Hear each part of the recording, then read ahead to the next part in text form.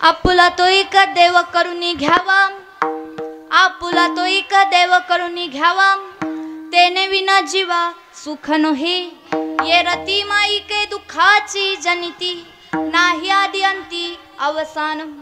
अविनाश करी Apulia ऐसे, अविनाश करी Apulia ऐसे। थोड़ा ऐकू द्या। लावी मना पिसे गोविंदाचे, ये रती माई के दुखाची जनिती, नाही आदि अंती अवसान। तुका म्हणे का मरण्याची सरे, तुका म्हणे का मरण्याची सरे।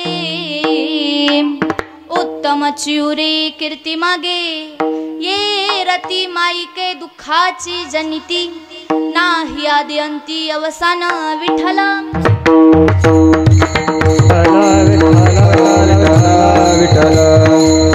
जयांचे केलिया स्मरण, होय सकळ विद्यांचे अधिकरण। तेची वंदू श्री चरण श्री गुरूंचे, ते नमस्कारुनी आता। पांडुरंग करू, पांडुरंग करू प्रथम नमन, पांडुरंग करू प्रथम नमन। पांडुरंग करू, पांडुरंग करू प्रथम नमन, पांडुरंग करू प्रथम नमन।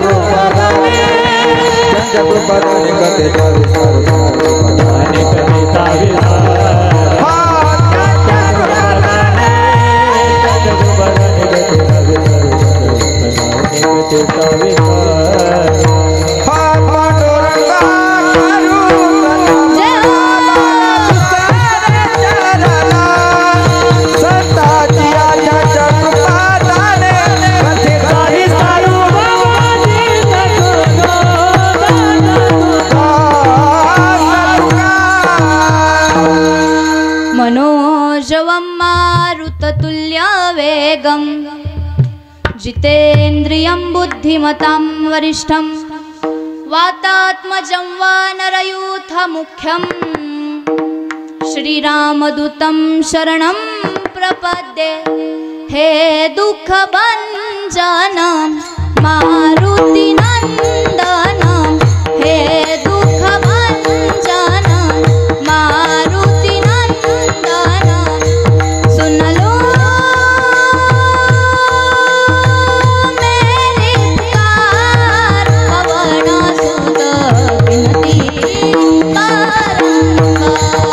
पवना सुत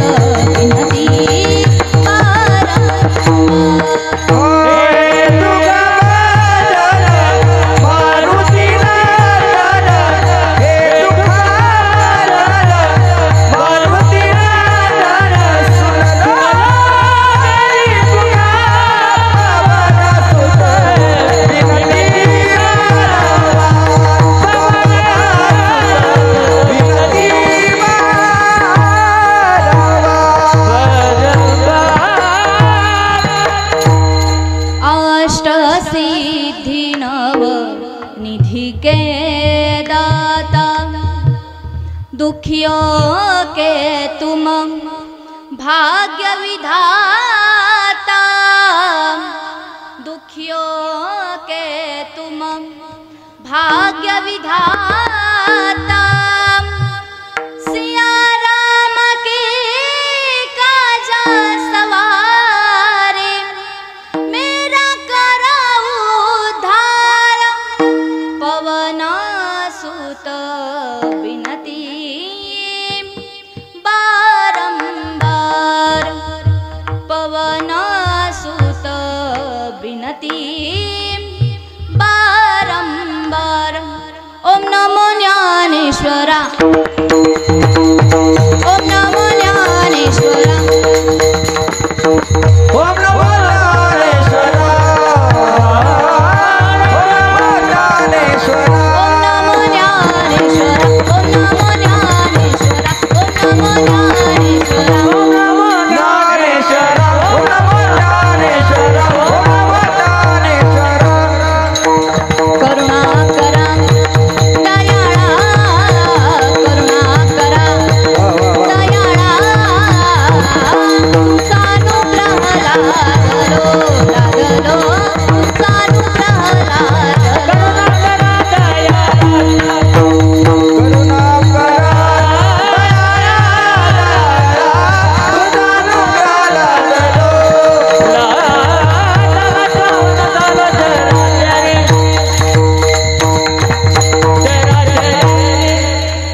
ओम नमो ज्ञानेश्वरा, करुणा करा दयाळा, तुमचा अनुग्रह लाधलो। तुम्ही हसत चला ना जरा, लय टेन्शन घेतलं ते। करुणा करा दयाळा, तुमचा अनुग्रह लाधलो। पावन झालो चराचरी, सेवे लागी सेवका झालो, झालो, सेवे लागी सेवका झालो।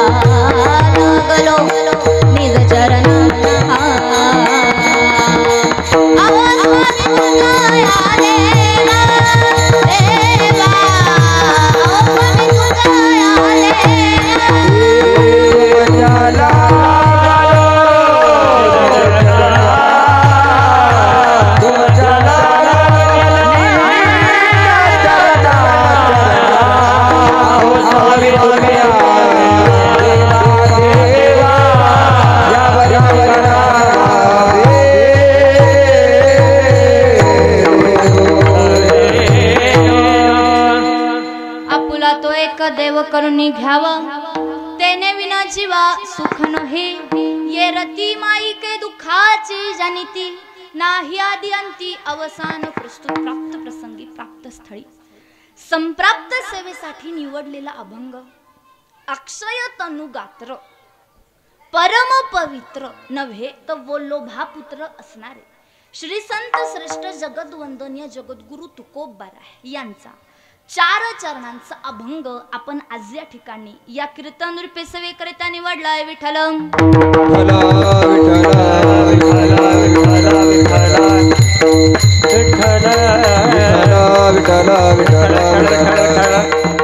कीर्तनाला सुरुवात करण्यापूर्वी 2 शब्दांचा अल्पसा परिहार देणं अत्यंत अगत्य असतं। तर आज या ठिकाणी पांडुरंग परमात्म्याच्या कृपेने तथा 12 ज्योतिर्लिंगांपैकी एका ज्योतिर्लिंगाने अर्थातच त्र्यंबकेश्वराने शोभिवंत झालेला जिल्हा माता गोदावरीच्या प्रवाहाने तथा उगम स्थानाने पवित्र पावन झालेला जिल्हा नव्हे तर आपल्या वारकरी संप्रदायातील आद्य गुरु श्री संत श्रेष्ठ निवृत्तीनाथ महाराजांच्या संजीवन समाधीने दैदिप्यमान झालेला जिल्हा म्हणजे आपला हा नाशिक जिल्हा. तर आज या नाशिक जिल्ह्यात सिन्नर तालुक्यात श्री क्षेत्र सोनगिरी म्हणजे सोन्याचं गाव असं म्हणलं तरी वावगं ठरणार नाही. असं सोनगिरी नावाचं गाव आणि या गावामध्ये गेल्या 39 वर्षांपासून चालू असलेला हा अखंड हरिनाम सप्ताह आणि या सप्ताहामध्ये चौथ्या दिवशीची कीर्तन रूपी सेवा ज्यांच्या माध्यमातून माझ्या वाटेला आली म्हणजे ज्यांनी सुरुवातीला संपर्क केला असे आदरणीय आमचे ज्येष्ठ बंधू सुंदर असा ज्यांचा स्वभाव आहे असे गणेश दादा लहाने त्यांचे या ठिकाणी मनपूर्वक आभार मानते. आणि खरं तर आल्या आल्या जे त्यांच्या घरी आम्हाला चहा पाजायला घेऊन गेले असे आदरणीय शांताराम काका बोडके काकांचेही मनपूर्वक आभार मानते. आणि तसंच आल्या आल्या आदरणीय नाना आम्हाला भेटण्याकरिता आले असे आदरणीय नानांचेही मनपूर्वक आभार मानते. खरं तर सर्वांनी आम्हाला सांगितलं की या सप्ताहामध्ये सगळ्यात जास्त उपस्थिती ही महिला मंडळांची असते. माणसं ठेवले घरी भांडे घासायला, बरोबर ना. आणि खरं तर महिला मंडळांची उपस्थिती जास्त आहे हे ऐकल्यावर मलाही आनंद वाटला. असो तुम्हा सर्वांचे या ठिकाणी मनपूर्वक आभार मानते.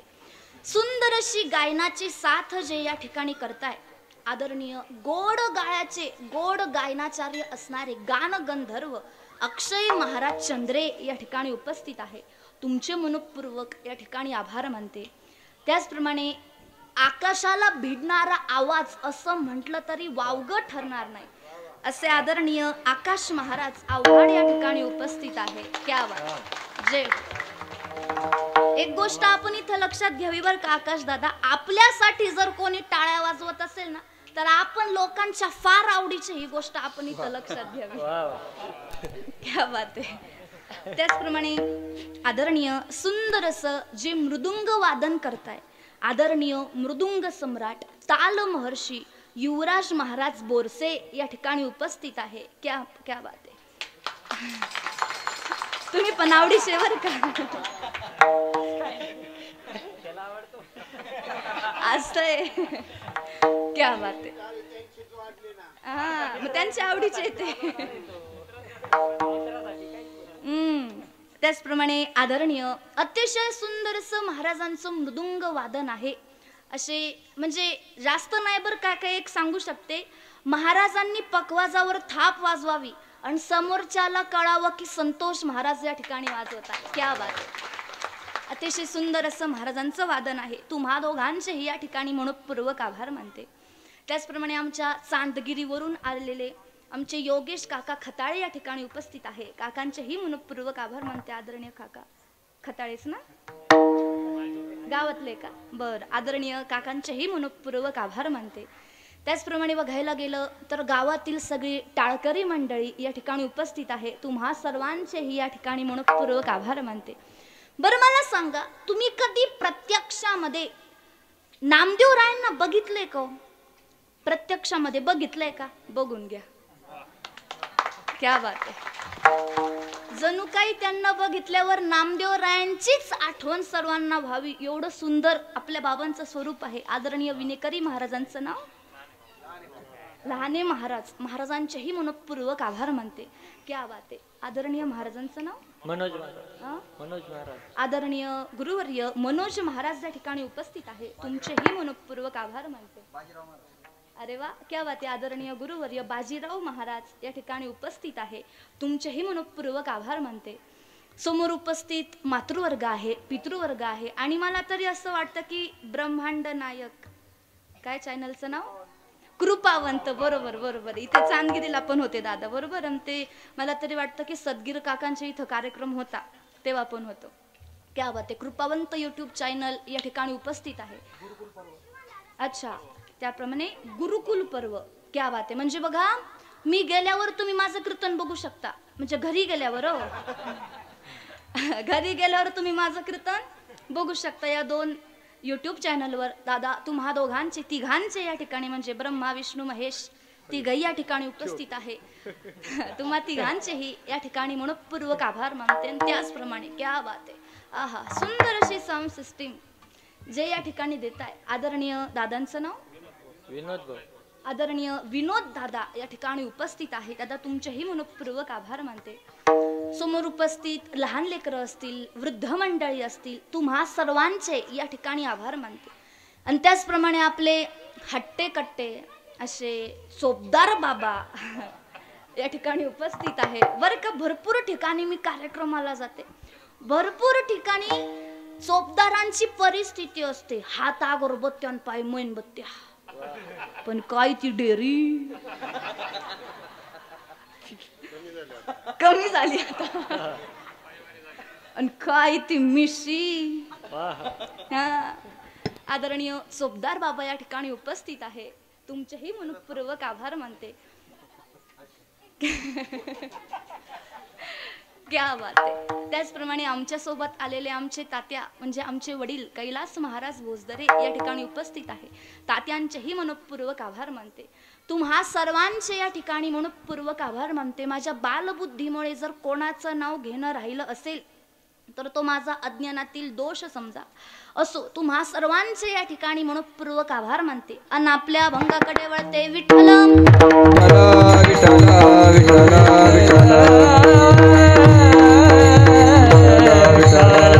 कुंडली कवरदे हरी विठ्ठल श्री ज्ञानदेव पंढरीनाथ भगवान माऊली ज्ञानेश्वर महाराज जगद्गुरु तुकाराम महाराज श्री संत श्रेष्ठ निवृत्तीनाथ महाराज बोलो रे भाई सवा संतन रामचंद्र भगवान हनुमानजी महाराज छत्रपती शिवाजी महाराज धर्मवीर संभाजी महाराज.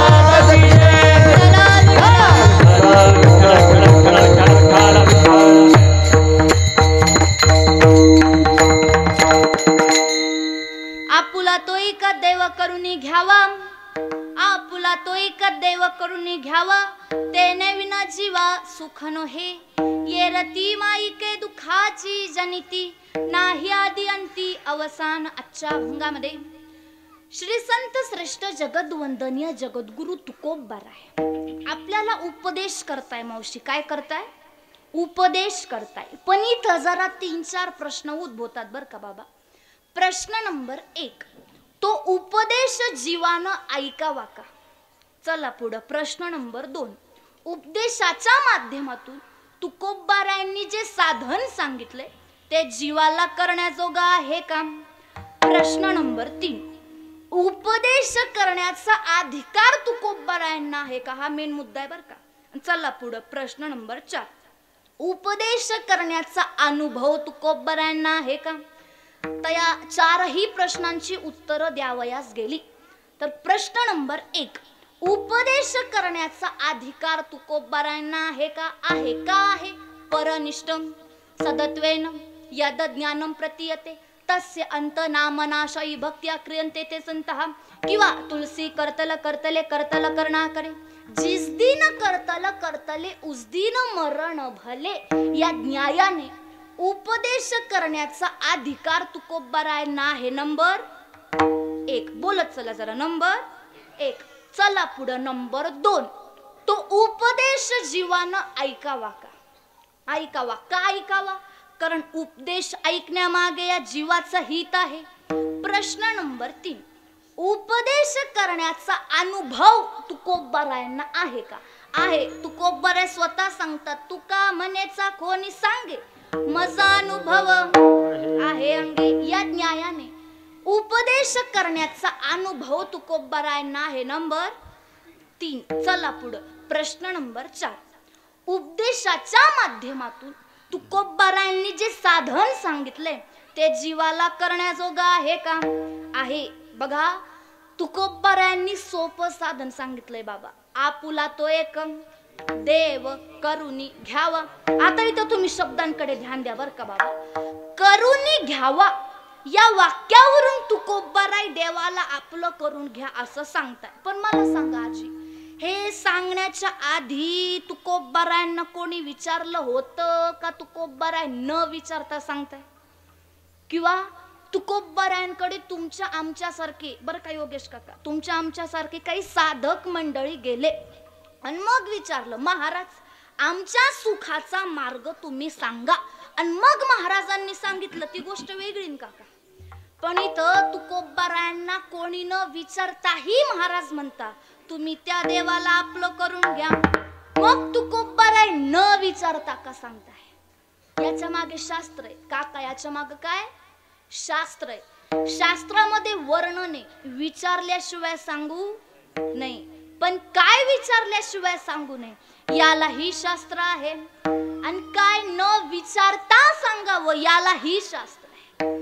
शास्त्रामध्ये बघा प्रत्येक गोष्टीला शास्त्र आहे, पण ते शास्त्र कुठं वापरायचं, कसं वापरायचं यालाही शास्त्र आहे. कारण शास्त्र जर कळालं नाही तर ते आपल्या प्राणनाशाला कारण ठरू शकतं. झालं काय? दोन विद्वान पंडित आपापली विद्या संपादन करून आपापल्या गावाला निघाले. आता मला सांगा आजी, पूर्वीच्या काळी टू व्हीलर फोर व्हीलर होती का? होती का? पूर्वी चालून प्रवास करायचे ना. मग चालून चालून हे दोघं थकले. मनात विचार आला कुठेतरी जाऊन आराम करावा. समोरच हनुमंतरायांचं मंदिर दिसलं. हनुमंतरायांच्या मंदिरामध्ये गेले, आराम करण्याचा प्रयत्न केला, पण बघा पोटामध्ये अन्नाचा कण नाहीये, फार भूक लागली, काय करावं?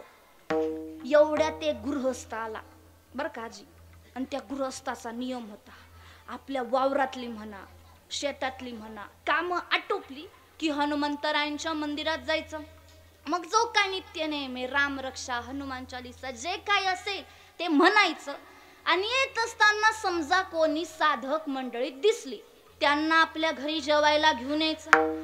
नेहमीप्रमाणे मंदिरामध्ये गेला, याचा जो काही नित्य नियम आहे तो त्यानं आटोपला. आणि येत असताना याला हे दोन साधक मंडळी दिसले, त्यांच्याकडे गेला. म्हणे महाराज मला असं वाटतंय की तुम्ही साधक आहे, मला असंही वाटतंय की तुम्हाला भूक लागली, चला म्हणे आमच्या घरी जेवायला. यांनी विचार केला, चला बा हनुमंतरायांनी आपल्यावर कृपा केली असा विचार करून त्याच्या घरी जेवायला गेले. बरं आता माझ्या प्रश्नांची उत्तर द्या. दोन विद्वान पंडित साधक मंडळी घरी जेवायला येणार आहे, हे काही पूर्वनियोजित होतं का? आधी ठरलं होतं का? म्हणून त्या दिवशी योगायोगानं धपाटे बनवले होते. धपाटे तुम्हाला धपाटे कळतं का? धपाटे हा तुमच्याकडे काय म्हणता त्याला? धपाटेच म्हणता ना. आता बघा बर का, काही काही जण आता सिटी भागाकडं त्याला थालीपीठ म्हणता. काय म्हणता? थालीपीठ म्हणता. आता बघा हे धपाटे थालीपीठ करत असताना आपण त्याला असं मध्यंतरी छिद्र करतो ना. करतो ना, तुम्हाला बरं माहिती. आपण त्याला असं मध्यंतरी छिद्र करतो. आणि मग त्यांना ते जेवायला वाढलं. त्यांनी विचार केला गोड पदार्थ म्हणून बालुशाही बनवावी. आता बघा या धपाट्यालाही मध्यंतरी छिद्र असतं आणि बालुशाहीलाही मध्यंतरी छिद्र असतं. दोघ जण जेवायला बसले. त्यांनी हातात पाणी घेतलं, 3 वेळेस त्या अन्नाभोवती फिरवलं आणि जेव्हा त्यांनी त्या जेवणाकडे बघितलं ते म्हणले थांबा, याला छिद्र दिसतंय, आम्हाला आमचं शास्त्र पाहू द्या. त्याने त्यांचं शास्त्र उघडलं आणि त्यात त्यांना एक सूत्र सापडलं काका, छिद्रेषु बहुला अनर्थः भवन्ति. जिथे छिद्र आहे तिथं काय बाबा अनर्थ. उठले ना मावशी तर टातावरून. बरं आता शब्दांकडे ध्यान द्या. छिद्रेषु बहुला अनर्थः भवन्ति हे जरी शास्त्र आहे, पण हे शास्त्र कुठं वापरायचं? उदाहरणार्थ एखादी नदी पार करून तुम्हाला पलीकडे जायचंय मावशी, तर मला सांगा तुम्हाला कशाचा आश्रय घ्यावा लागन बरं? कशाचा? नावेचा.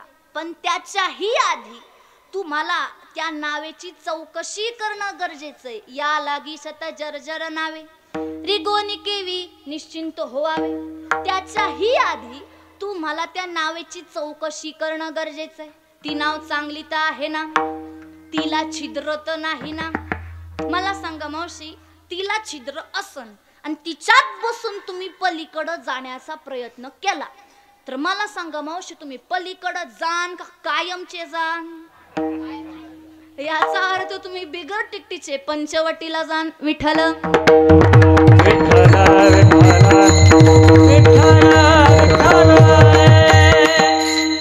आणि अशी येडे लोक बर का दादा, आम्हाला रोज भेटतात. कार्यक्रमाला गेली ना रोज भेटतात. आता एक ठिकाणी कार्यक्रमाला गेली, पत्ता भेटत नव्हता. काय करावं? एका दुकानामध्ये गेली, म्हणलं काका हा पत्ता सांगा बर.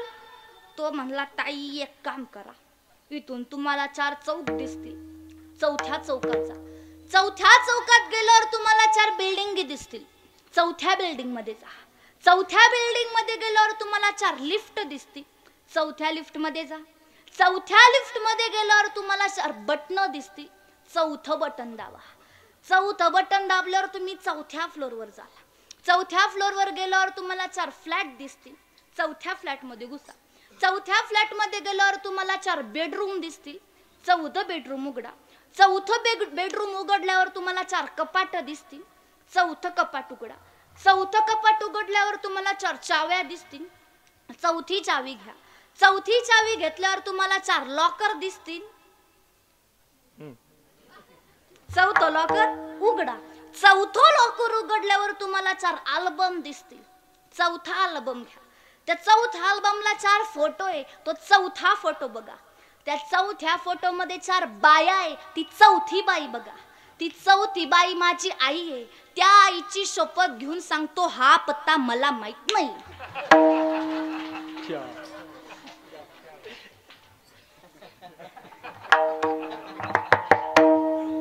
खरं सांगते, असे लोक पोत्यात घालून आणले पाहिजे.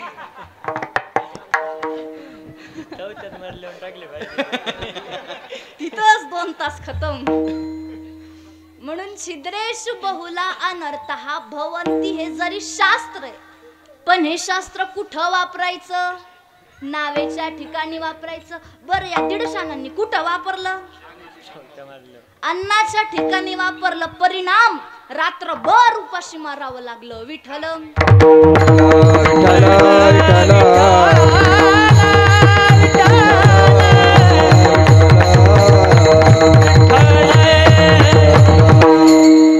पण बघा इथं तुकोबारायांनी एकवचनी शब्द वापरलाय. कोणत्या तरी एका देवाला आपलं करून घ्या. पण मला सांगा, आपल्या घरात देवांची कमी का? हा मावशी, तुमच्या घरात देव किती बर? आपला नवरदेव सोडला तर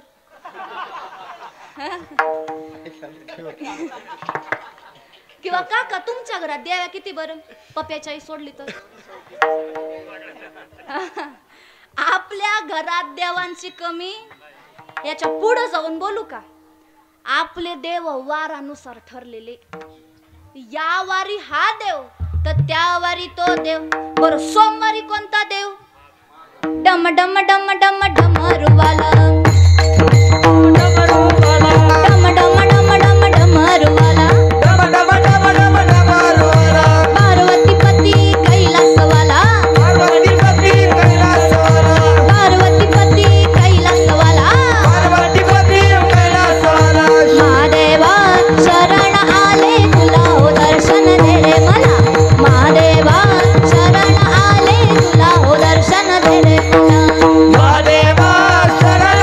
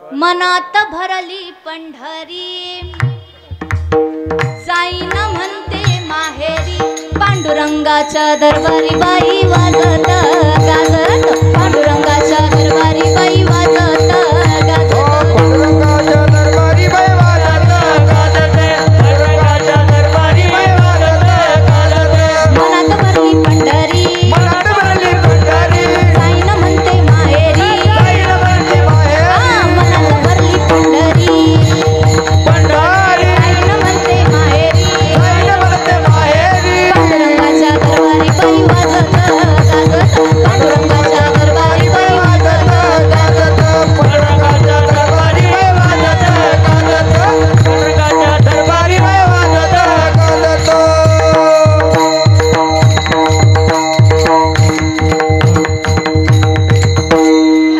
जय हो टाळी टाळी क्या बात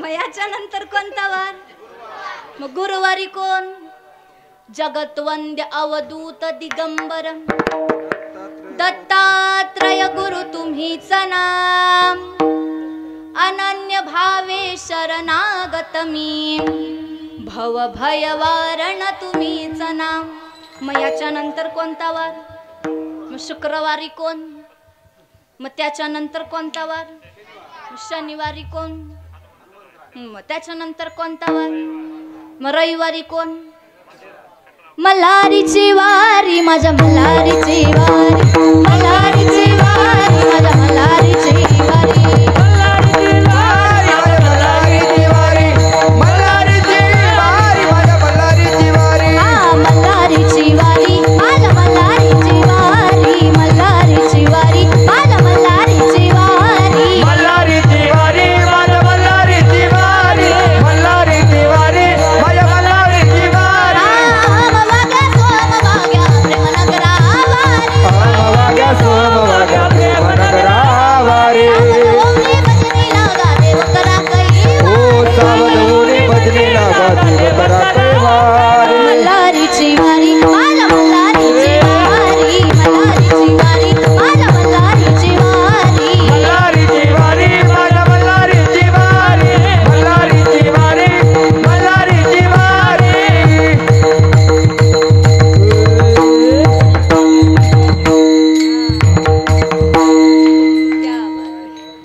असे आपले देव कसे बाबा वारानुसार ठरलेले यावारी हा देव तर त्यावारी तो देव पण बघा तुकोबारांनी इथं एक वचनी शब्द वापरलाय महाराज कोणत्या तरी एका देवाला आपलं करून घ्या मला सांगा आपल्या हिंदू धर्मामध्ये एकूण देवांची संख्या किती बरं किती 33 कोटी त्यातल्या 100ची नाव सांगा बरं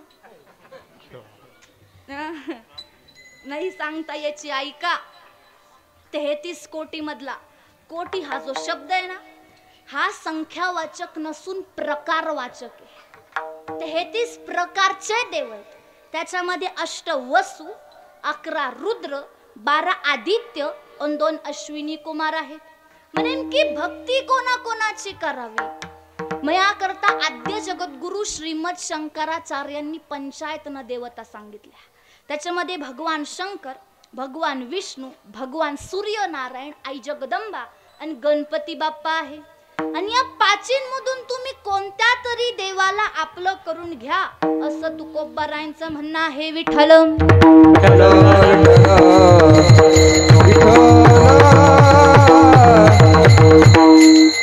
पण मग खालच्या साधक मंडळींनी तुकोबारायांना शंका विचारली तुकोबाराया तुम्ही म्हणताय कोणत्या तरी देवाला आपलं करून घ्या पण देवाला आपलं केलं नाही तर चालणार नाही का म्हणे अजिबात चालणार नाही का चालणार नाही मग उत्तरार्ध बघा तेने विना जीवा सुख नोहे त्या देवाशिवाय या जीवाला सुख मिळणार बघा ना सुख म्हणजे माणसाच्या आयुष्यातला अतिशय महत्वाचा शब्द आहे सुख सगळ्यांना पाहिजे आपण धावतोय सुखाच्या मागे पदरात काय येतं यो तुम्हाला सांगू सुख आणि दुःख हे दोघं आपले स्वभावाचे भाव आहेत बरं का हे दोघं काय आपले स्वभाव आहे आपण जर दुखी राहण्याचा स्वभाव तयार केला ना आजी, तर मोठ्या बंगल्यातही दुखी राहू.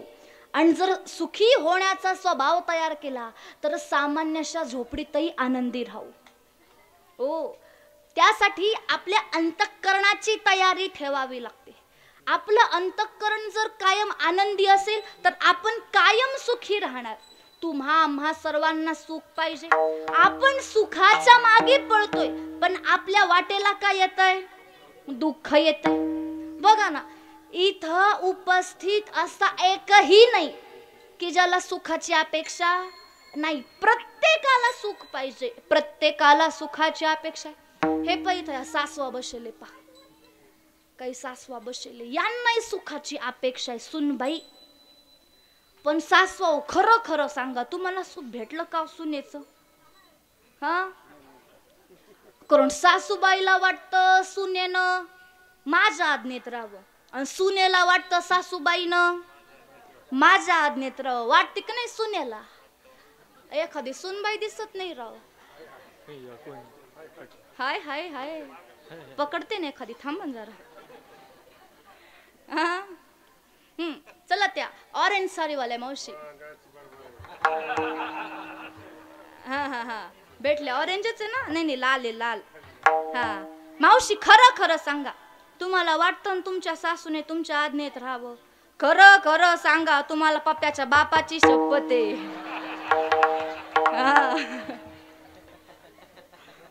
तुम्ही पाहा ना गंमत कशी. 1980 साली पोरी घाबरत होत्या की आम्हाला सासूबाई कशी भेटणार. आणि आता सासूबाई घाबरती की मला सुनबाई कशी भेटणार. फार भेटतीच नाही.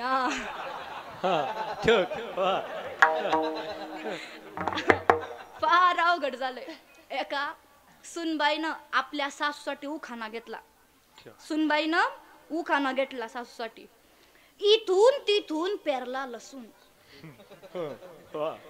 इथून तिथून पेरला लसूण, मी बसते गादीवरून तुम्ही घ्या भांडे घसून. काय बोला आता. असो, पण यांनाही सुखाची अपेक्षा. हे पुरुष मंडळी बसले, यांनाही सुखाची अपेक्षा आहे. बायको, तुम्ही बघा गंमत कशी आहे. लोकांनी ब्रदरचा ब्रो केला, ब्रदरचा ब्रो केला, सिस्टरचा सिस केला, मम्मीचा मॉम केला, पप्पाचा पॉप केला. पण अजून कोणात हिम्मत नाही झाली बायकोचा बोका करायचं.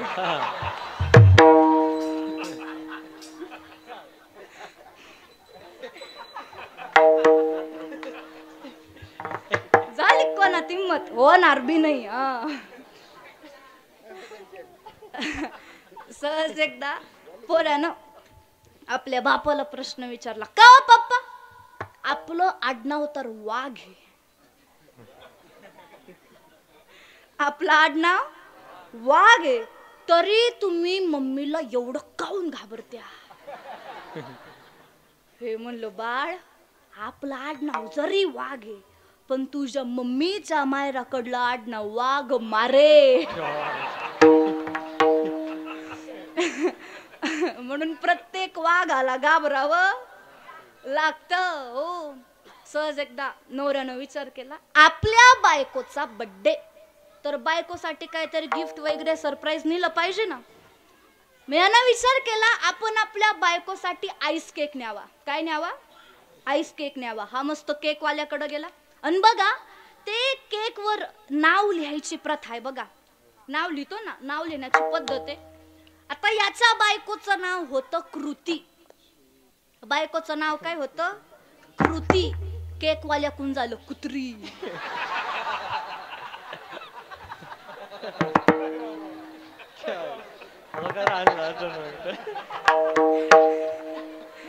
लय हानलं मारस बायको ना.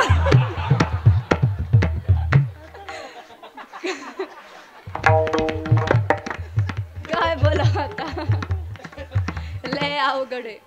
बायको म्हणजे घरामध्ये कळ लावणारी संघटना, एवढंच तुम्हाला सांगू शकते. सहज एका बायकोनं आपल्या नवऱ्याला प्रश्न विचारला, का तुम्हाला झाडावर चढता येतं का झाडावर? नवरा म्हणला नाही. बायको म्हणली माकडं बरी तुमच्यापेक्षा माकडं. बिचाऱ्या नवऱ्यानं 15 दिवस झाडावर चढण्याची प्रॅक्टिस केली मावशी. आणि 16व्या दिवशी आपल्या बायकोला जाऊन म्हणतो बघ मी पण झाडावर चढायला लागलो. मग बायको म्हणती तुमच्यात माकडात फरक काय? काय बोलू आता या महिला मंडळांविषयी. असो पण यांनाही सुखाची अपेक्षा आहे. या मृत्यू लोकात जो जो जन्माला येतो त्याला त्याला सुखाची अपेक्षा. किंवा पहा ना हे लहान लेकर बसले, लहान लेकर. खरं सांगते महाराज बर का दादा, या जगामध्ये सर्वांचा नाद करावा पण लहान लेकरांचा नाद करू बर का बाबा. लहान लेकरांचा नादच करू नये. एक ठिकाणी आम्ही कार्यक्रमाला गेलो आणि आयोजकांच्या घरी गेलो. आयोजक काही कामानिमित्ताने बाहेर गेले होते. मग त्यांचं छोटस लेकरू घरामध्ये होतं. आमचे वडील म्हणजे आमचे तात्या त्या लेकराला म्हणले बाळ थोडस पाणी प्यायला मिळन का? तो म्हणला महाराज काय पाणी मागते? तुम्हाला मी थंडगार ताक आणून देतो म्हणे. किचन मध्ये गेलं त्यानं मस्तपैकी ताक आणला. आम्ही 4-5 जण होतो. आम्ही चौघांनी ते वाटून पिलो. ताक पिऊन माझं मन काही भरना. मी आमच्या तात्यांच्या कानात म्हणते तात्या अजून ताक पाहिजे. काय करू? तात्या म्हणले थांबा म्हणे मी काहीतरी करतो. परत त्या लेकराला बोलवलं बाळ थोडस अजून पाणी प्यायला मिळन का? तो म्हणला महाराज काय सारखं सारखं पाणी मागते? तुम्हाला मी अजून थंडगार ताक आणून देतो म्हणे. ते परत किचन मध्ये गेलं त्यानं ताक आणलं. आम्ही चौघांनी ते परत वाटून पिलं. आता मात्र मी त्या लेकराला जवळ घेतलं. त्याला म्हणलं बाळ लई गुणाचा आहेस. आम्हा चौघांना तू ताक पिऊ घातलं काय भानगडे? तो म्हणला ताई गंमत काय म्हणे माहिती का? काल रात्री ना त्या ताकामध्ये ना 2 उंदर मरून पडले होते.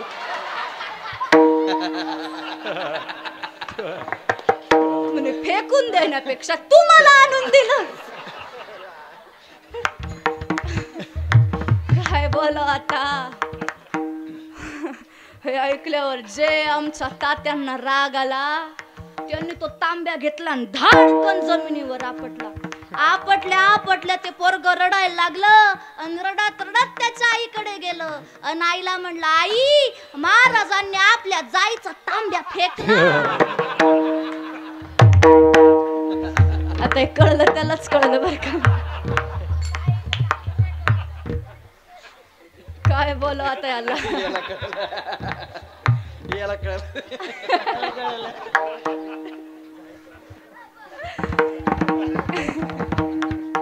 काय बोला आता लहान लेकरांविषयी.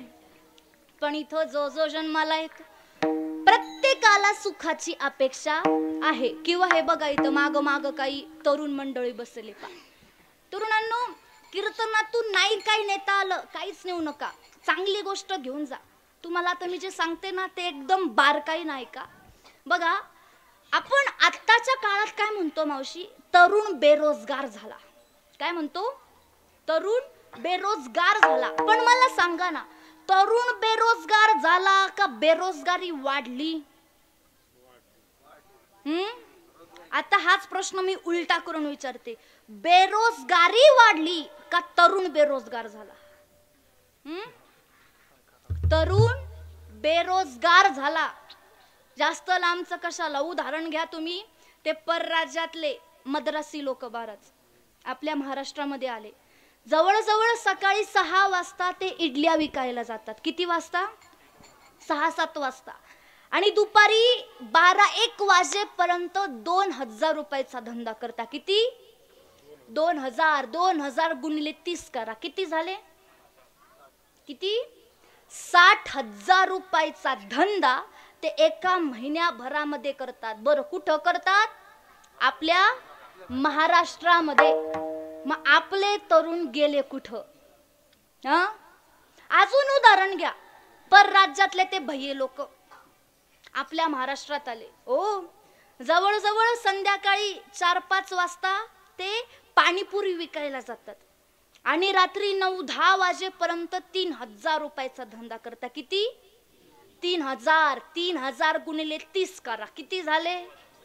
90,000 रुपयाचा धंदा ते एका महिन्याभरामध्ये आपल्या महाराष्ट्रात करता.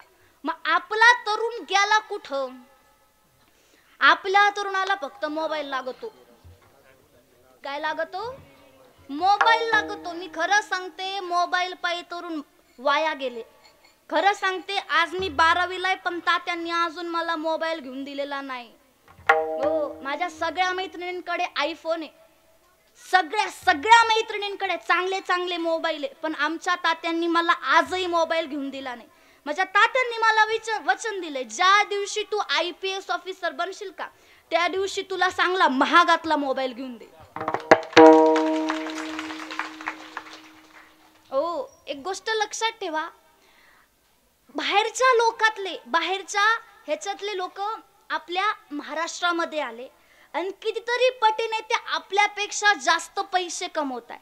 ज्यावेळेस ते आपल्या महाराष्ट्रात आले, काही नव्हतं त्यांच्याकडे, फक्त एक हातगाडा होता.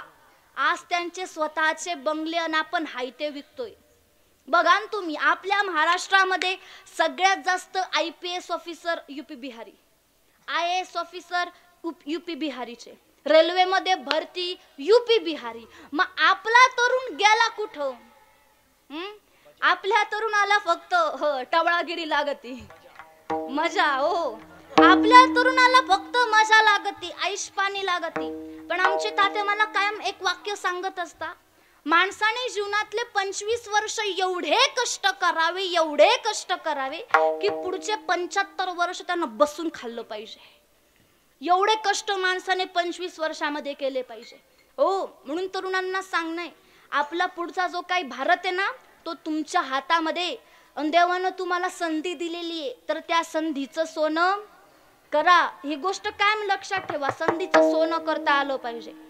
आपल्या भारतातील जगविख्यात गायिका लता दीदी मंगेशकर, त्यांनी संधीचं सोनं कसं केलं हे तुम्हाला सांगते.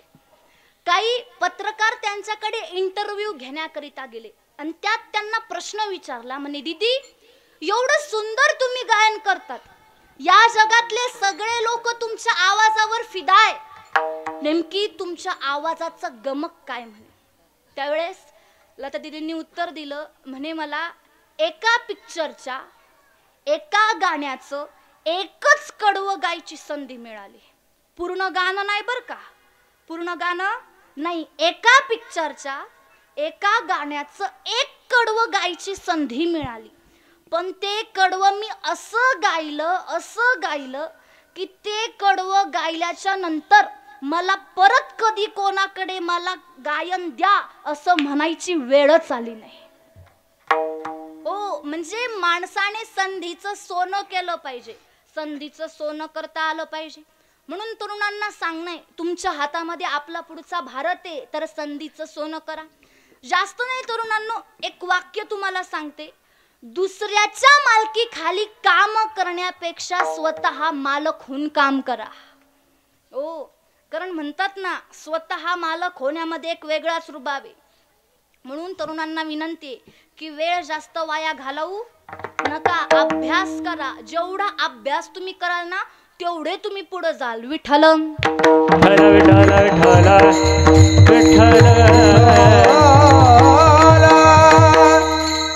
आणि इथं काही वृद्ध मंडळी सुद्धा या ठिकाणी उपस्थित आहे. तुम्हालाही हात जोडून कळकळीची विनंती आहे, तुम्हाला जर गायन येत असेल तर तरुणाला तुम्ही गायन शिकवा. लोक म्हणतात तरुण वायाला गेले. अरे बाबा, ते जेव्हा वायाला जात होते तेव्हा तुम्ही काय करत होते? नुसतं म्हणून चालत नाही ना, तरुण वायाला गेले, तुम्ही काय करत होते? नुसतं टाळ वाजवीत होते का? पण कधी तरुणांना घेऊन बसले का, मी तुम्हाला टाळ वाजवणं शिकवतो, असं जर तुम्ही त्या काळी म्हटले असते तर तरुण वायाला गेले असते का? आपण सप्त्याला काय म्हणतो? अखंड हरिनाम सप्ताह, अखंड म्हणतो ना. मग तुम्ही गेल्यावर या सप्त्याचं काय? तुम्ही आहे तोपर्यंत सप्ताह चालू आहे, पण तुम्ही गेल्यावर काय? तुम्ही गेल्यावर हा अखंड हरिनाम सप्ताह अखंडपणे चालू राहावा असं जर वाटत असेल तर आजच तरुणांना पुढाकार द्या. हो, त्यांच्या हातामध्ये सप्ताहाचं कार्य द्या. हो, म्हणून खरं तर तरुणांनाही सुखाची अपेक्षा आहे. या मृत्यू लोकामध्ये जो जो जन्माला येतो त्या सर्वांना सुखाची अपेक्षा आहे. आपण धावतोय सुखाच्या मागे, पदरात काय येतंय बाबा? दुःख येतंय. म्हणून तुकोबाराय सुखाचा मार्ग सांगतात. अभंगाचं प्रथम चरण. आपुला तो एक हो देवा करणे घ्यावा हो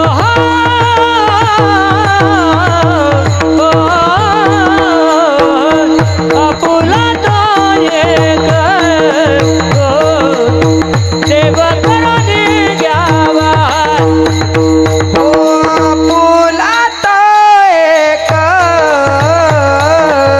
देव करुणी गावा.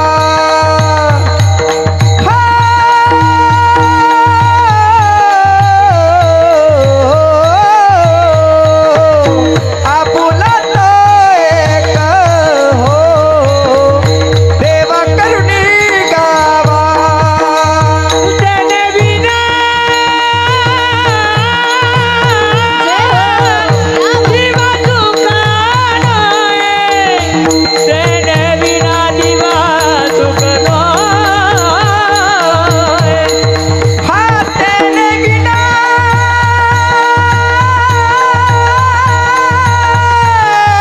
तेने बिना जीवा सुख नहे.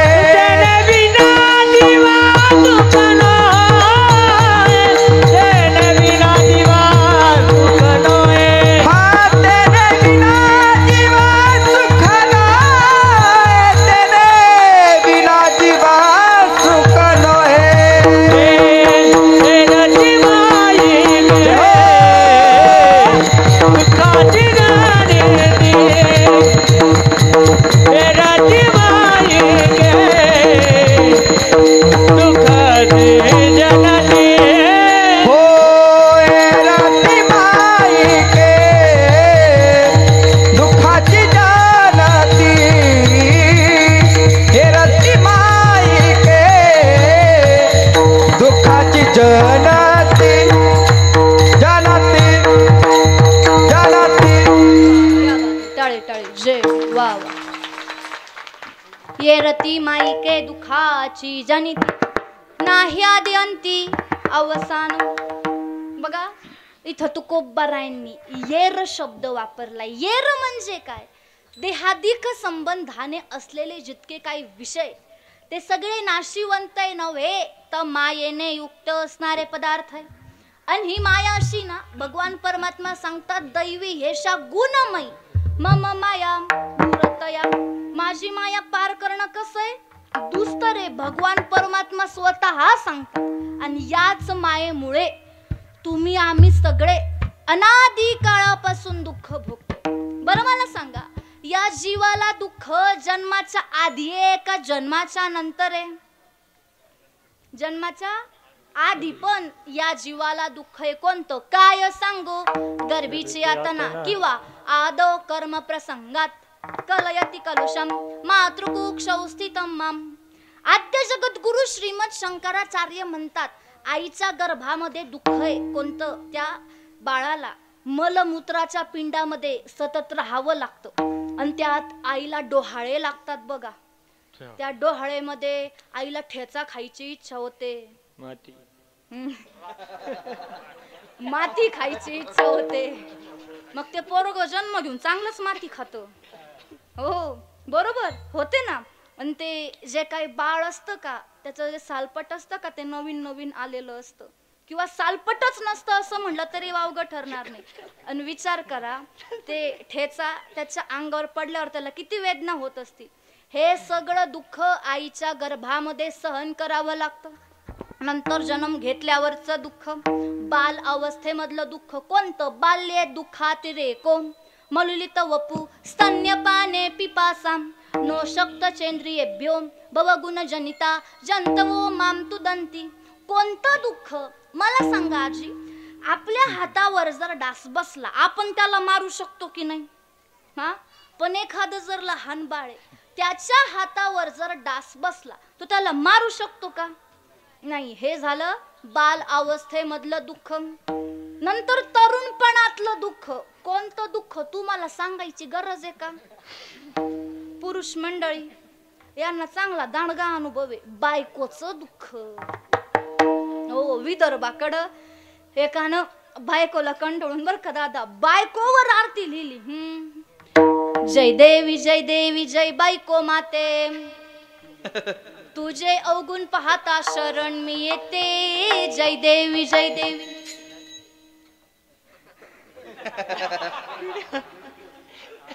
काही कारण नसताना गाल तुझे फुकते, 8-8 दिवस तू रुसून बसते, असले नसले गुण बाहेर काढते, घरातल्या लोकांना परेशान करते. जय देवी जय देवी. उठली सुटली का नाशिकला तू जाते, कॅबडन्सर सारख्या भुवया तू कापते, वर्षातून 15 साड्या तू घेते, नवरा तुझा फटक्या चड्डीवर फिरते. जय देवी जय देवी.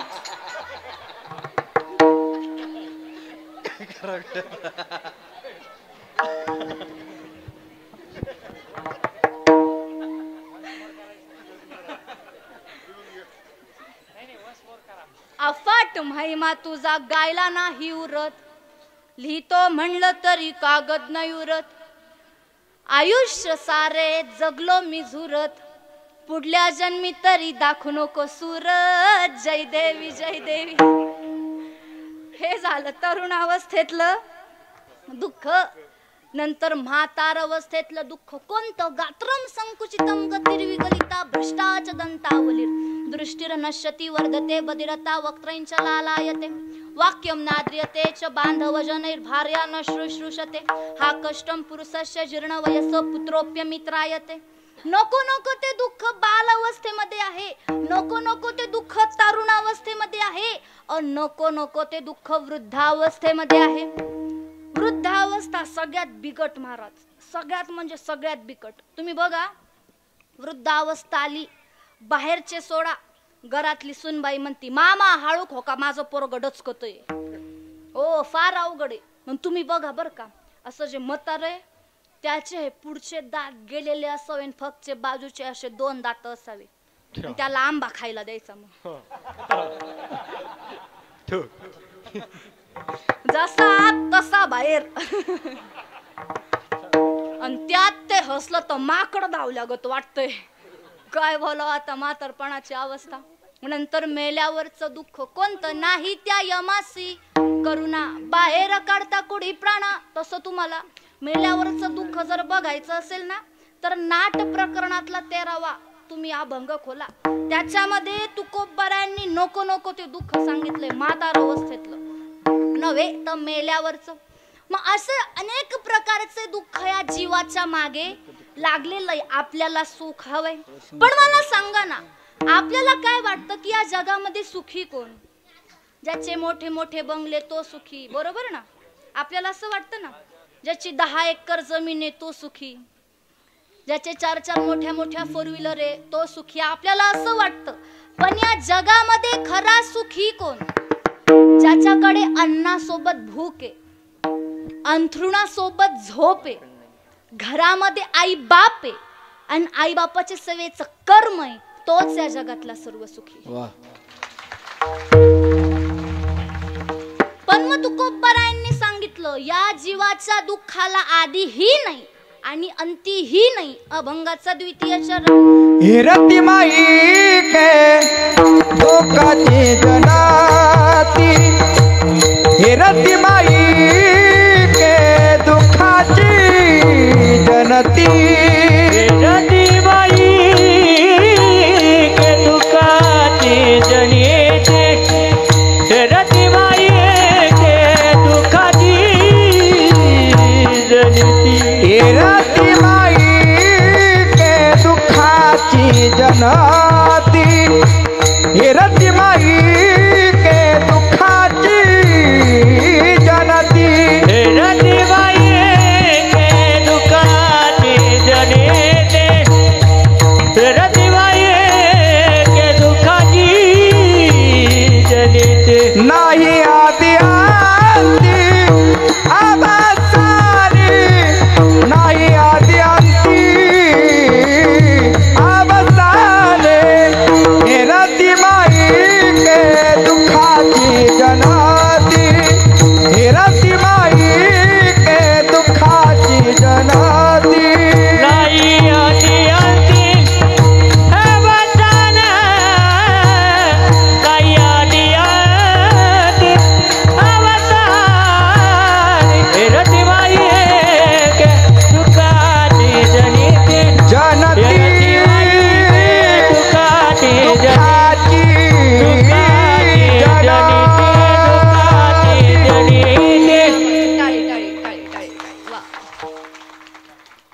खऱ्याने बघायला गेलं तर मी जी साईड घेतली कॉमर्स साईड, या कॉमर्स साईडमधले मला OCM नावाचा एक सब्जेक्ट आहे. या OCMच्या ज्या माझ्या मॅडम आहे कांचन मॅम, खरं तर कांचन मॅमचे मालक या ठिकाणी उपस्थित आहे. अच्छा सॉरी क्षमा करा, बंधू या ठिकाणी उपस्थित आहे. मी म्हणते जोरदार टाळ्या होऊन जाऊ द्या. क्या बात आहे, जय हो. खरं तर काकांनी दाखवलं म्हणून मला कळलं बरं का की तुम्ही आमच्या मॅडमच्या बहीण आहात. क्या बात आहे. अविनाश करी आपुलिया ऐसे लावी मना पिसे गोविंदाचे. बघा, देवाच्या नावाचं पिस लावता आलं पाहिजे बरं का. देवाच्या नावाचं पिस म्हणजे काय, वेड लावता आलं पाहिजे, देवावर प्रेम करता आलं पाहिजे. महाराज झालं काय, एक प्रभू रामरायांचा भक्त मल त्याग करत असताना प्रभू रामजींचं भजन करू लागला. प्रभू रामाने दर्शन द्यावे, प्रभू रामाने दर्शन द्यावे, गाते मुखी हरी नाम, हरी नाम, गाते मुखी हरी नाम, अंतरी माझा रात्र नदीन तो वास करिला श्रीराम, श्रीराम, श्रीराम, श्रीराम, प्रभू श्रीराम. प्रभू रामजींचं तो भजन करू लागला. अन नेमकी हे ऐकलं हनुमंतरायांनी तळप्याच्या मस्तकाला गेली. का रे, लाज वाटत नाही हा, मलत्याग करतो आणि माझ्या प्रभूजीचं नाव घेतो. राग आला आणि रागाच्या भरात त्याच्या कमरेतच लात मारली. अशी मारली. हनुमंतराय निघून गेले. प्रभू रामजींकडे गेले. त्यावेळेस प्रभू म्हणू लागले, हनुमंतराया माझी कंबर फार दुखते रे. त्यावेळेस हनुमानजी म्हणाले, प्रभू मी आहे ना, मी तुमची कंबर दाबून देतो ना. मग ते कंबर दाबू लागले. 1 तास झाला, 2 तास झाला, 3, 4 तास झाले, पण वेदना काही कमी होईना. ज्या वेळेस हनुमंतरायांनी प्रभूजींची कंबर बघितली का राग आला. देवा, कोणामध्ये एवढा दुस्साहस आहे की माझ्या प्रभूजींना लात मारावी. हे ऐकल्यावर प्रभूजी म्हणाले, तूच तर लात मारली. अहो प्रभू, मी तुमचा दास आहे हो, आणि तुमचा दास असून मी तुम्हाला लात मारणार आहे. त्यावेळेस प्रभू रामजी म्हणाले, माझा भक्त मला त्याग करत असताना माझं नामस्मरण करत होता, तू त्याच्या कमरेत लात मारली, पण परिणाम तुझ्या पायाचा ठसा माझ्या कमरेवर उलटला. म्हणजे देवाचा नावाचं एवढं पिस लावावं, देवावर एवढं प्रेम करावं, जखम जरी आपल्याला झाली तरी त्याच्या वेदना जगाच्या मालकाला व्हाव्या. इतकं प्रेम देवावर करता आलं पाहिजे. म्हणून महिला मंडळ तुम्ही भजन करणार ना, माझ्या मागे भजन म्हणणार ना सर्व्या. बघा बर का, सिया राम जय राम जय जय राम, राम सिया राम जय जय राम. सिया राम जय जय राम.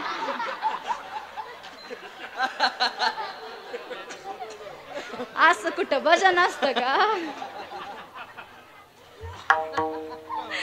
म्हणा जरा ताकद लावून म्हणा ना, हनुमंतराय बसले आनंद झाले प्रसन्न होतील.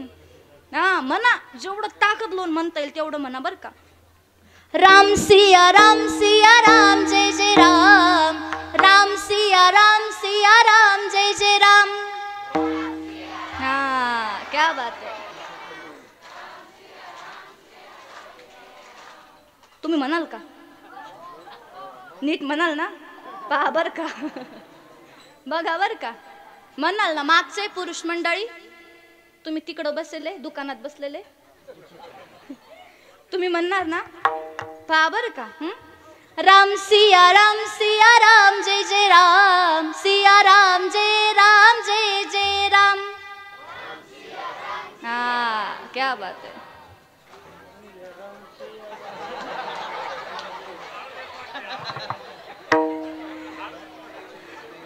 एवढा आनंद झालता मला काय सांगू. पण खरंय देवाचं नाव घेतलं पाहिजे. ते म्हणतात ना, धीरे धीरे राम जी का साथ पाइये, सीताराम सीताराम राम गाइये. देवाचं भजन केलं पाहिजे. म्हणून आपल्या सर्वांना मिळून 2 मिनिटं भगवंताचं भजन करायचं. चला बरं, सगळ्यांनी आपले हात वरती करा. करा करा. जो हात वरती करणार नाही त्याला त्याच्या शेजारच्याची शपथ. मग करा काय करायचं ते. केले हात वरती. भजन करायचंय. विठोबा